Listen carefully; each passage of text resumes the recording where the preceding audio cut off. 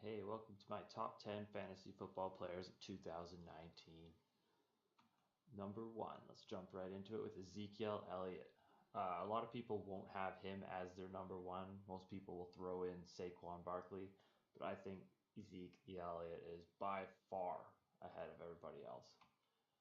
He's been the rushing leader two times, and he should have also been in 2017 as well, but due to injury, he didn't. He was on pace for it. He ended up with close to 1,000 yards in only 10 games, and the top running back only had 1,400 to end the season. That was Kareem Hunt.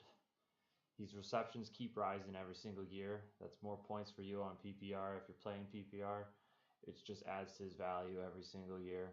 His team is also on the rise. You're looking at having a team that went from only Zeke on their offense to having Zeke and Amari Cooper.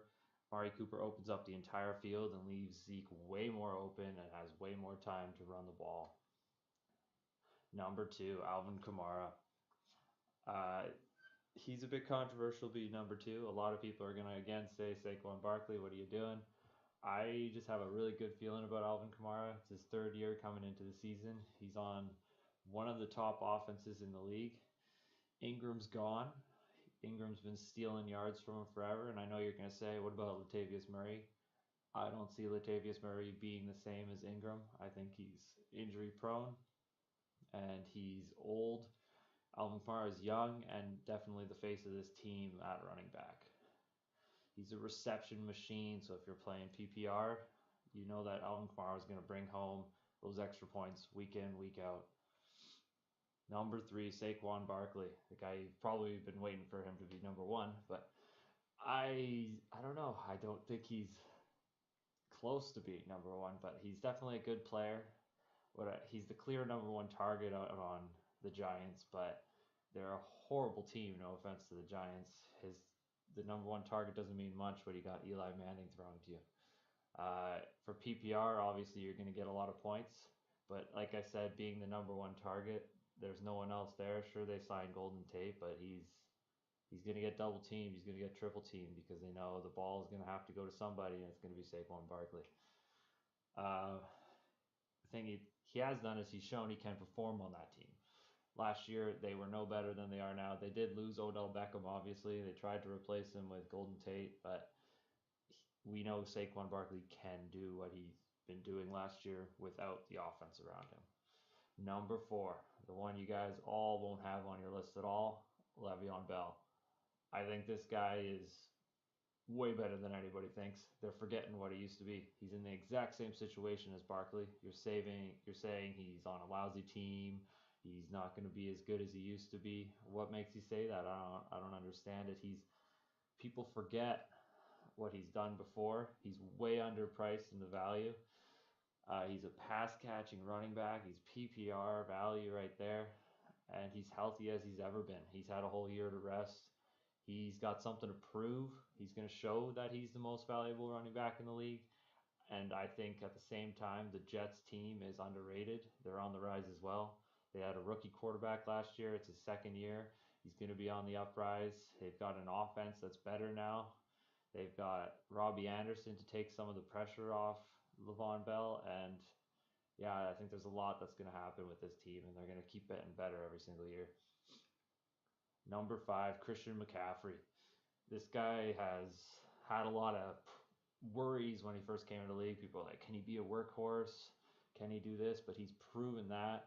He can. He did it last year. He was by far their best player on their team. He was a touchdown machine. He was a catch machine. He's involved in the passing game all the time. The only flaw with that is Cam Newton's going to steal some TDs from this guy. I'm hoping with Cam Newton's age, he's going to be giving it more to McCaffrey and let the guy who should be running it in into the end zone running it in. So we can hope that McCaffrey's touchdown equity is going to go up and Cam Newton's stealing it is going to go down. This guy's also going to catch you a shit ton of passes this year. He did it last year. He's going to do it again. Cam Newton's got nothing to throw to, and when he's got nothing to throw to, what does he do? He passes it down to Christian McCaffrey. There's not a lot of competition. They've got some wide receivers that are up and coming, but I still think that Christian McCaffrey is going to be stealing a lot of those passes. Number six, Todd Gurley. you're going to wonder why in the world is he so low? Like, this guy is obviously one of the best running backs in the league. He shouldn't be six. I gotta ask, what's up with his knee, man? I don't know what's going on there. The guy, nobody's saying anything. I'm worried. I'm not saying he's done for the year or anything, but I just, for now, he's lower on my list. I'm going to take those other guys ahead of him easy. I wouldn't want to risk it. If you have the number one pick in the league, do you really want to risk having a guy that might not play at all this year or might be splitting carries without even knowing? What we The good thing is he's obviously on one of the top offenses in the league. He's going to be used all the time. He's a TD machine if he is healthy, and they cut CJ Anderson, so that's got to mean something, right? It means they trust him, they think he's healthy, so we can hope that that means that he's going to continue to be what he was last year. So maybe he's a steal at 6. It's a risk I'm not willing to take. Maybe you are. Number 7, DeAndre Hopkins. This guy is gonna get you 10 targets no matter what. Doesn't matter. And when he gets 10 targets, he's gonna catch 10 balls. The guy doesn't drop anything. Last year, he caught literally every single pass that was thrown his way. So we know that as long as he's getting those targets, he's getting 10 catches. If that's PPR, you're looking at 10 points right there, right? He's the clear favorite TD target in Houston. He's got the competition and in Will Fuller, of course, but I think Will Fuller opens the field anyway and helps Hopkins get less coverage and more touchdown equity. They've got their up and coming quarterback as well, Deshaun Watson. He's third year. He's going to have to prove himself here. I think he's going to be one of the better quarterbacks in the league this year. Something to watch for. They have DeAndre Hopkins rated as the number one wide receiver almost everywhere, so there's no surprise there. Number 2, who I think is arguably maybe number 1 at wide receiver, but as number 8 overall, Davante Adams has shown that he can catch just about anything too. He's easily averaging 10 targets a game. He was tied last year for the most targets per game with only Antonio Brown with 11.3 average per game. And there's a new head coach in town, and it makes it even better for him. I think there's more targets ahead of him.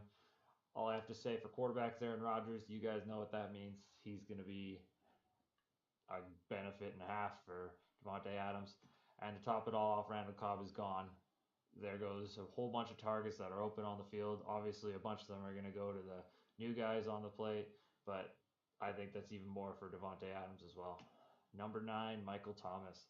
He is one of the best offensive players, and he's on one of the top offenses.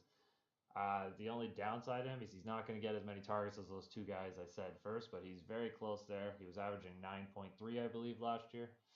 Drew Brees is at quarterback, another elite quarterback who has proved himself many times and can throw a dime at any time. Michael Thomas is going to benefit from him again greatly this year. He's going to get 10 targets a game.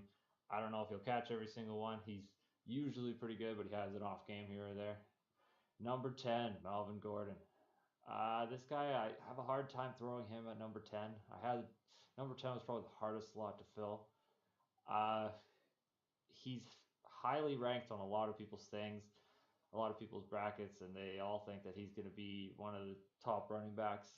I'm scared of Austin Eckler.